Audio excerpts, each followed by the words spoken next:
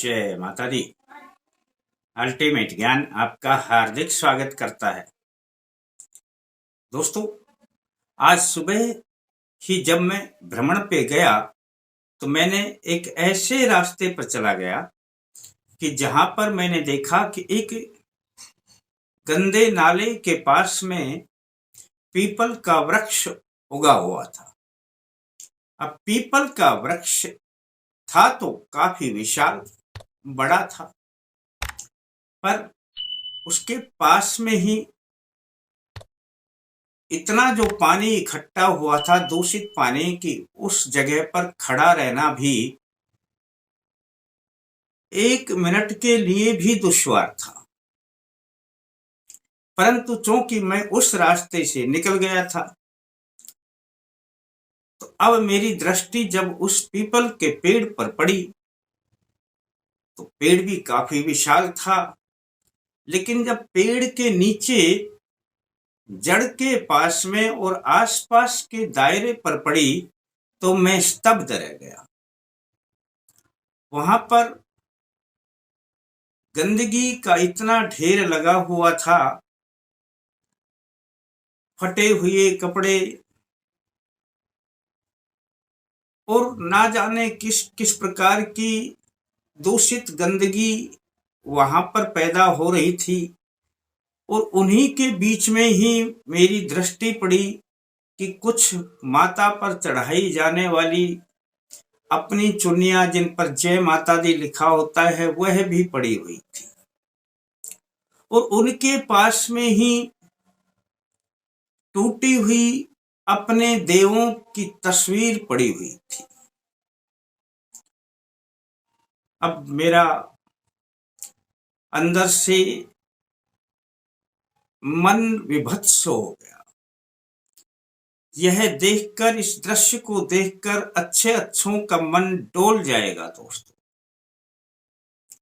कल तक जिन तस्वीरों की हम पूजा किया करते थे, धूप बत्ती अगरबत्ती जलाकर हम हाथ जोड़कर प्रणाम किया करते थे, आज उनकी यह दुर्दशा, मन कांप उठा दोस्तों। और उसी समय से मुझे लगा कि इस पर एक वीडियो अवश्य बनाया जाना चाहिए। कहीं ये गलतियां आप और हम सभी तो नहीं कर रहे हैं। अक्सर किसी के द्वारा बता दिया जाता है कि जब मूर्ति खंडित हो जाती है तो उसे पीपल के नीचे रख दें। क्या आसान सा उपाय एक बोल दिया कि पीपल के नीचे रख दें। दोस्तों, पीपल में सभी देवों का वास है, और जब वे देखते होंगे अपनी हालात को, नीचे पड़ी हुई उन तस्वीरों को, जहां पर इतनी गंदगी के बीच में उनकी तस्वीरें पड़ी हैं, जहां पर जानवर भी आकर मलमूत्र का त्याग करते हैं, जहां पर और भी गंदगी ला करके डाल दी जाती है। दोस्तों, क्या होता होगा। और किसी ने कहा कि पीपल के नीचे इसे रख देना, और आपने अपना काम पूरा कर दिया और आप निश्चिंत हो गए कि हमने अपने देवों का विसर्जन कर दिया। नहीं दोस्तों, आप के द्वारा अब जो विसर्जन हुआ है, अब उसकी हालात भी देख ले जाकर के।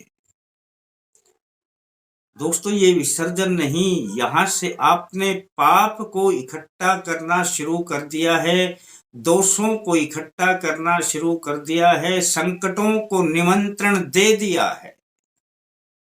अब आते रहते हैं संकट, तो आप सोच नहीं पाते। मैं कितनी बार बताता हूं कि कई बार दोष आने के कारण क्या क्या हुआ करते हैं और कहां कहां से दोष आते हैं, इनका कोई गणित नहीं होता है।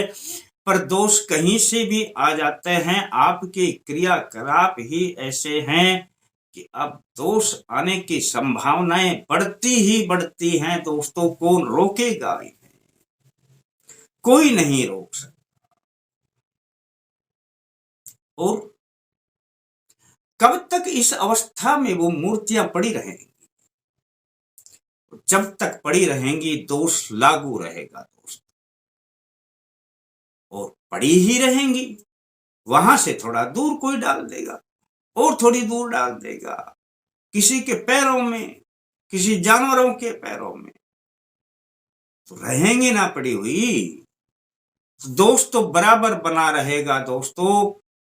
और इसीलिए मुझे यह वीडियो बनाना पड़ा कि क्या आप भी इस गलती को नहीं कर रहे हैं? देख लेना दोस्तों। बड़ा प्रश्न है दोस्तों, यह छोटा प्रश्न नहीं है। अब आप कहेंगे कि जी हमें तो ऐसा ही बताया जाता है। मैं बार बार मैं कहता हूं कि काम वो करें जो बुद्धि कहे, बुद्धि माने कि मुझे यह काम कर लेना चाहिए। और यदि आपको परिणाम इसका दिखाई दे रहा है कि मैंने यहां पर बुद्धि ने माना कि यहां रख दो, तो उसके आगे क्या हो ये बुद्धि से पूछ लेना चाहिए कि आगे इन मूर्तियों के साथ क्या होगा। अब आप पूछेंगे दोस्तों कि तो फिर हम करें क्या? दोस्तों कभी भी ऐसा ना करें। थोड़ी सी मेहनत करें, परिश्रम करें, श्रम करें। कहीं पर भी आप एक गड्ढा बनाएं, गड्ढे में थोड़ा गंगा जल डालें, गंगा जल ना हो तो गौमूत्र डालें, और अपनी मूर्ति जो टूट गई है उसको उसमें रखते हैं और निवेदन करें कि हे प्रभु, आप अब भूमि तत्व को ग्रहण करें।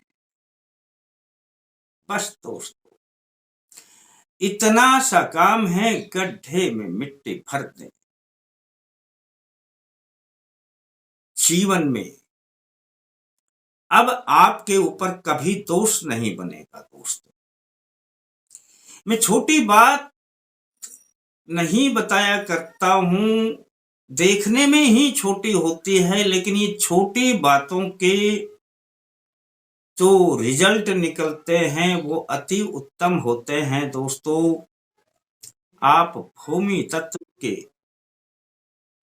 अर्पण करते कहें कि हे प्रभु, आप भूमि तत्व को ग्रहण करें। बस हमारे देव भी खुश हो जाएंगे और आपको कभी नहीं आएगी देवों से पीड़ा। और अब आपके ऊपर देवों की कृपा ही कृपा बरसने लगेगी दोस्तों। आप जब देखते हैं कि इसके बाद आप कभी भी किधर से भी कहीं से भी जाओ, लेकिन आपकी मूर्तियां अपनी जगह पर सही विसर्जित हो गई, कर लेना दोस्तों। सबसे उत्तम रास्ता है और इससे उत्तम कोई रास्ता है ही नहीं। कोई ये कहे कि यहाँ पे डाल दो, यहाँ प्रवाहित कर दो। मैंने नहरों के पास में भी, गंदे नाले के पास में इन मूर्तियों को इस प्रकार से देखा है कि हमारा हृदय खोल उठता है दोस्तों। थोड़ा अपनी बुद्धि पर विचार करें और इस बात को अवश्य अमल में लाएं। थोड़ा सा श्रम करें और आने वाले दोषों से भी बचें और एक समाज को नई दिशा दिखाएं। और अच्छा लगता है तो किसी और को भी बताते हैं। थोड़ा अच्छा और लगे तो लाइक कर दें दोस्तों। फिर मिलते हैं दोस्तों नए अंक के साथ। तब तक के लिए जय माता दी।